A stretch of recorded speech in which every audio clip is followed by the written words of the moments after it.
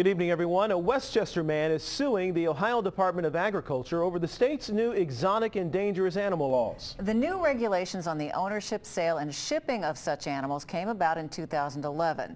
That's when the owner of a wild animal preserve in Zanesville killed himself and released many of his animals. Dozens had to be killed by authorities. Local 12's Rich Jaffe joins us now from Northside with a look at the lawsuit and this debate. Rich. Kit, for more than a decade, when officers from SPCA Cincinnati ran into a situation where they had to deal with an alligator or a large snake, they would call the Arrowhead Reptile Rescue folks for help.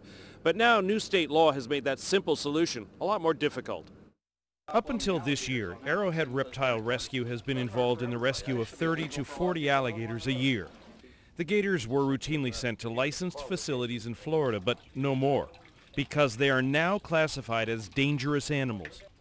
In late December, officials at the Ohio Department of Agriculture notified rescue owner Damian Oxshire Arrowhead was no longer exempt from their regulations. In fact, at this point, I have now spent over $600 out of my own pocket to file for permits so that I can keep some of the animals we already have in our possession.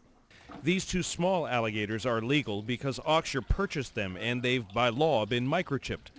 Other reptiles like this albino python are not classed as dangerous as long as they're less than 12 feet long. Lizards like this tegu and this monitor are not considered dangerous at all, even though people have been killed by monitors. Damian Oxshire's filed a civil lawsuit against the Ohio Department of Agriculture to try and get back to what he's been doing for years. As if they read the law, it says that if we have certain permits, we're exempt from the law, and we have those permits. We believe we should be exempt from the law, and that's what we're asking the court to interpret. This Facebook page takes the governor to task on the issues, going so far as to portray him as a Nazi, along with animal advocate Jack Hanna. A frequent consultant to the state on animal issues, Harold Dates of SPCA Cincinnati says while state law is set, the state rules are a work in progress. There needs to be a back and forth, totally. Everybody wants to do the right thing to protect the general public, and our interest is in that direction, but we also want to do the right thing in protecting the animals that may escape because an owner was not as careful as he should be. While the process has been complicated, Oxshire says the real issue is simple. It's a poor law.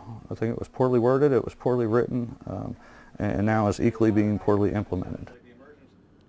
Now, just today, Hamilton County Commissioners listened to a presentation in regards to forming a dangerous animal response team, and other counties are tasked with forming the same kinds of teams in their jurisdictions. Damian Oxshire belongs to that team in Butler County, and he says the resources just aren't there to enforce much of the new law. In Northside, Rich Jaffe, Local 12 News. Kit? Okay, thank you, Rich. And next Tuesday, state officials will be holding a public meeting in Reynoldsburg to continue the process of talking about the dangerous wild animal emergency response teams and emergency plans.